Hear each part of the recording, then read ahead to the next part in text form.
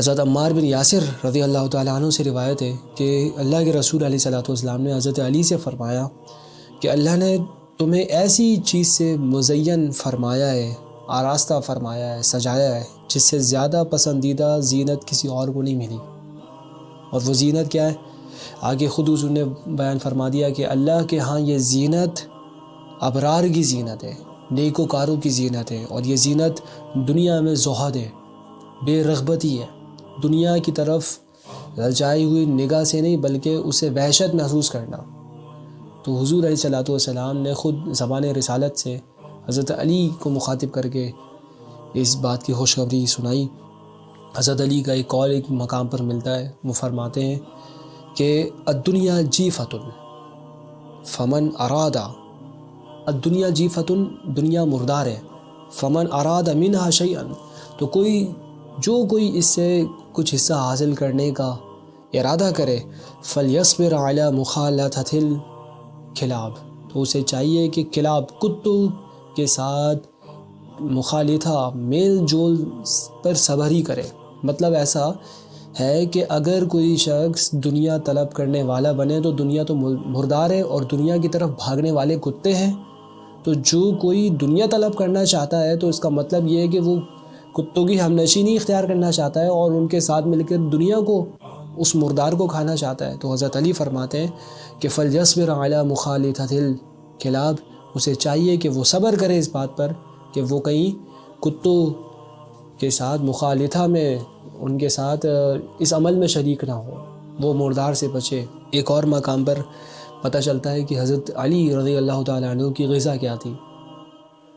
وہی علی جو فاتح خیبر ہے، جنہوں نے اپنے ایک ہاتھ سے اس بھاری دروازے کو اٹھا کر اکھاڑ کر پھینک دیا تھا، جس کو کھولنے کے لیے کئی لوگوں کی مدد اور طاقت درکار ہوتی تھی۔ حضرت علی رضی اللہ تعالیٰ عنہ کے پاس ایک صحابی حاضر ہوئے، عبداللہ ابن زبیر رضی اللہ تعالیٰ عنہ۔ تو ان کے، میں پوری روایت، چونکہ روایات لمبی ہے ذکر نہیں کر رہا ہوں، وہ یہ بتاتے ہیں کہ آپ نے کھانے کے لیے خزیرہ منگوایا تھا۔ اور یہ خزیرہ کیا ہوتا ہے؟ یہ بہت سے پانی کے اندر چند ٹکڑے گوشت کے ڈالے جاتے ہیں، مطلب شوربہ بڑھا دیا جاتا ہے، اور کچھ آٹا ڈالا جاتا ہے، اس طرح وہ شوربہ تیار ہوتا ہے۔ یہ سادی غذا حضرت علی رضی اللہ تعالیٰ عنہ تناول فرمایا کرتے تھے۔ اسی طرح ایک اور روایت میں آتا ہے کہ ایک دفعہ ان کے سامنے فالودہ پیش کیا گیا، یہ اس زمانے کی ایک مرغوب ڈش تھی۔ تو اس فالودے کو مخاطب کر کے حضرت علی نے فرمایا کہ تیری خوشبو اچھی ہے اور تیرا رنگ حسین ہے اور تیرا ذائقہ لذیذ ہے، مگر میں اپنے نفس کو ایسی چیز کا عادی نہیں بنانا چاہتا جس کی اس کو پہلے عادت نہیں ہے۔ اور ایک روایت میں یہاں بھی آتا ہے کہ آپ نے پھر وہ تناول نہیں فرمایا۔ یہ تھا اللہ سے ڈرنے والے لوگوں کا حال۔ کتنی ہی مثالیں ایسی دیگر اصحاب کے اعمال میں بھی نظر آتی ہیں۔ حضرت عمر کے حوالے سے آتا ہے مفہوم روایت کا کہ ایک مرتبہ غالباً مچھلی کھانے کا شوق اٹھا کہ خیال آیا کہ میں وہ کھاؤں، غلام کو بھیجا، جب وہ لے کر آیا گھوڑے پر تو انہوں نے نہیں کھائی، کہ میں نے اپنی اس خواہش کے لیے غلام کو تکلیف دی، گھوڑے کو تکلیف دی، اور اب میں کھاؤں۔ تو اتنے زیادہ احتیاط کے معاملات تھے ان اصحاب کے۔ اب یہاں پر ذرا سوچنے کی بات ہے، کیا کوئی یہ خیال کر سکتا ہے کہ ایسے لوگوں کو جن کی غذا اتنی سادہ ہو، جن کے لباس اتنے سادہ ہوں، حضرت علی کے بارے میں روایات میں آتا ہے لباس کیسا ہوتا تھا ان کا۔ ہم نے تو ایک اپنے ذہن میں تصور بنایا ہوا نا کہ غالباً کوئی بہت ہی زیادہ بس صرف جلال ہی جلال چہرے پر تھا اور اس طرح کے معاملات تھے۔ ایک تصور، ایک ڈیزائن کر دیا جاتا ہے نا ہمارے ذہنوں میں۔ حضرت علی رضی اللہ تعالیٰ عنہ کا کردار کیسا تھا، آپ کا لباس کیسا تھا۔ ایک روایت میں آتا ہے کہ صرف جو 2 چادروں کے اندر اصحاب نے ان کو دیکھا، ایک کو انہوں نے تہبند کے طور پر باندھا ہوا تھا اور دوسری اڑ رکھی تھی۔ تو کسی نے کمنٹ بھی کر دیا تھا، کسی چلتے ہوئے ایک اعرابی نے، تو حضرت علی رضی اللہ تعالیٰ نے فرمایا تھا کہ یہ لباس تکبر اور غرور سے بہت دور ہے اور نماز کے لیے بہتر اور مومن کی سنت ہے۔ یہاں تک دیکھا کہ ایک دفعہ کہ چادر جو تہبند کے طور پر باندھی ہوئی تھی وہ پوری نیچے تک بھی نہیں آتی تھی، آدھی پنڈلیاں حضرت علی رضی اللہ تعالیٰ عنہ کی کھلی ہوئی تھیں۔ ایک اور روایت میں آتا ہے کہ ایک صحابی حضرت علی کے پاس حاضر ہوئے اس وقت جب کہ آپ خلیفہ تھے، اور بڑی بوسیدہ سی چادر انہوں نے اوڑھ رکھی تھی، بہت ہی پرانی۔ تو وہ صحابی جب حضرت علی رضی اللہ تعالیٰ عنہ کی بارگاہ میں حاضر ہوئے، دیکھا تو کہا کہ امیر المومنین، اللہ نے آپ اور آپ کے اہل خانہ کے لیے بھی بیت المال میں پورا حق رکھا ہے، تو پھر یہ حالت کیوں؟ تو آپ نے فرمایا کہ میں تمہارے مال کو نقصان نہیں پہنچانا چاہتا۔ مطلب یہ کہ جو بیت المال میں حصہ موجود ہے وہ عام مسلمانوں کا ہے۔ اتنی زیادہ احتیاط، اتنا زیادہ تقوی اور پرہیزگاری کا معاملہ تھا۔ وہ کہتے ہیں میں تمہارے مال کو نقصان نہیں پہنچانا چاہتا، مدینہ سے یہی چادر لے کے چلا تھا میں جو پہن رکھی ہے۔ اور ایک مقام پہ میں نے پڑھا ہے کہ حضرت علی رضی اللہ تعالیٰ عنہ کے پاس ایک چادر تھی جو وہ پہنے ہوئے تھے، تو وہ جب اس کو دیکھتے تھے تو روتے تھے۔ تو کسی نے وجہ پوچھی تو انہوں نے کہا کہ یہ وہ چادر ہے جو میرے دوست حضرت عمر رضی اللہ تعالیٰ عنہ نے مجھے دی تھی، یہ جب میں دیکھتا ہوں تو مجھے عمر کی بہت یاد آتی ہے، اور وہ ان کی یاد میں آنسو آیا کرتے تھے کہ عمر کا دیا ہوا یہ تحفہ میں کیسے جدا کر لوں، وہ چینج بھی نہیں کرتے تھے اس کو۔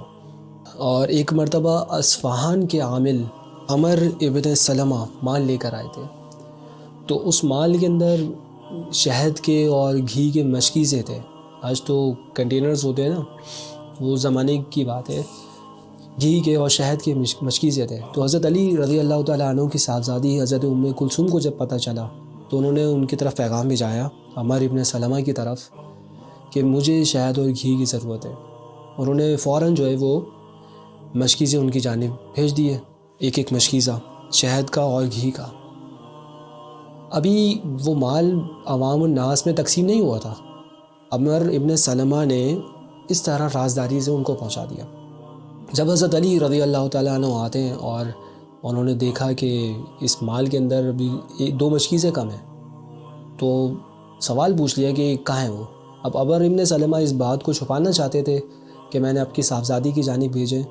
یہ وہ گھرانہ تھا جو سوال نہیں کرتا تھا، اور جو یہ جانتے تھے، جو ان کے غلام تھے، وہ اور ان باتوں کو چھپایا کرتے تھے۔ تو عمر ابن سلمہ یہ بات بتانا نہیں چاہتے تھے اور وہ بات کچھ اور کرنے لگے۔ تو حضرت عمر رضی اللہ تعالیٰ عنہ نے، حضرت علی نے سختی سے پوچھا کہ بتاؤ، اس کا جواب دو مجھے۔ تو پھر بتایا گیا کہ اس طرح معاملہ ہوا ہے۔ تو وہ منگوا لی انہوں نے اپنی بیٹی کے گھر سے۔ اب اس کے اندر جتنی مقدار شہد کی اور گھی کی کم تھی، اس کی پھر قیمت لگوائی گئی، اور تاجروں سے پوچھا کہ اتنا شہد اور گھی کتنے کا ہے؟ تو ایک روایت کے مطابق 3 دینار اور ایک کے مطابق 5 دینار، جو علامہ ابن جوزی نے 3 دینار درہم اور 5 درہم، یہ رقم جب ان کو پتہ چلی تو وہ باقاعدہ اپنی بیٹی سے وصول کی، اور اس طرح پھر اس معاملے کو پورا کرنے کے بعد پھر انہوں نے تقسیم کا سلسلہ جاری کیا۔ تو یہ حال اور یہ اخلاق اور یہ کردار اور یہ احتیاط اور یہ پرہیزگاری ان کے اعمال میں نظر آتی تھی۔ ایک مرتبہ امیر معاویہ رضی اللہ تعالیٰ عنہ کے دربار میں حضرت علی کے اوصاف کا ذکر چھیڑا۔ حضرت علی کے ساتھ ایک صاحب ہوا کرتے تھے، آپ کے رفیق تھے، جن کا نام جو ذکر کیا گیا ہے وہ زرار ابن زمرہ الکنانی۔ تو حضرت امیر معاویہ رضی اللہ تعالیٰ عنہ نے ان سے اصرار کیا کہ حضرت علی کے اخلاق کے بارے میں ہمیں کچھ بتائیں۔ جب بہت اصرار کیا تو انہوں نے بہت ہی جامع الفاظ میں حضرت علی کے کردار کی منظر کشی کی، اور جو انہوں نے باتیں وہاں ذکر کی وہ تو ایک طویل وہ ہے۔ انہوں نے ذکر یہ کیا کہ حضرت علی کی جو نظر تھی بہت دور رس تھی، اور اعصاب بہت مضبوط تھے، اور وہ 2 ٹوک بات کہا کرتے تھے، اور جتنے فیصلے کرتے ہیں وہ عدل و انصاف کے ساتھ کرتے تھے۔ اور ایک اور مقام پر آگے ذکر کیا کہ شخصیت ایسی تھی کہ جس سے علم کے چشمے پھوٹتے تھے، اور باتیں حکمت سے لبریز ہوا کرتی تھیں، اور دنیا اور اس کی چمک دمک سے وہ وحشت محسوس کیا کرتے تھے، اور اس کی تاریکی سے انس تھا۔ تاریکی سے انس سے مراد یہ کہ رات کی تاریکی سے انس، وہ تہجد گزاری، وہ رات کو اللہ کی عبادت کرنا، وہ دنیا سے بچنا۔ اور وہ کہتے ہیں کہ جب وہ اللہ کے خوف سے روتے تھے تو پھر آنسو ان کے نہیں تھمتے تھے، اور دیر تک سوچ و بچار میں محو رہتے، غور و فکر میں، اور معمولی لباس پہنا کرتے تھے اور روکھا سوکھا کھایا کرتے تھے۔ یہ ان کے معاملات تھے، اور لوگ ان سے اگر کوئی سوال کرتے تو بے تکلفی کے ساتھ جواب دیتے۔ کوئی بلایا جاتا ان کو تو حسب وعدہ وہ آ جایا کرتے، کہیں بلایا جاتا۔ اور ذکر کیا کہ اتنی بے تکلفی لوگوں کے ساتھ کرتے، مطلب کمفرٹیبل فیل کروانا، جس کو آج کمیونیکیشن کی لینگویج میں کہا جاتا ہے۔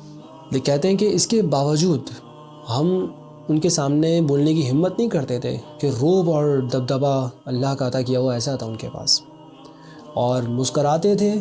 ساتھ ہی مسکراہٹ کا ذکر کیا ہے، مسکراتے تھے تو ایسا لگتا تھا جیسے موتی لڑی کے اندر پرو دی ہوں کسی نے۔ اور دینداروں کی بہت قدر کیا کرتے تھے، غربا سے محبت کرتے، مساکین سے محبت کرتے، اور کوئی طاقتور بھی ان سے کسی غلط بات اور باطل بات کی تائید کی امید نہیں کر سکتا تھا کہ میں طاقتور ہوتے ہوئے ان سے کچھ منوا لوں گا، سوال ہی پیدا نہیں ہوتا تھا۔ وہ شیر خدا تھے، اور کسی کمزور کو ان کے عدل سے مایوسی کبھی نہیں ہوتی تھی کہ ہمارے حق میں فیصلہ نہیں ہوا یا عدل کے مطابق فیصلہ نہیں ہوا۔ یہ کردار حضرت علی رضی اللہ تعالیٰ عنہ کا تھا۔ اللہ رب العزت ہمیں مولا علی رضی اللہ تعالیٰ عنہ کے اخلاق و کردار سے حصہ وافر عطا فرمائے۔ وآخر دعوانا ان الحمد للہ رب العالمین۔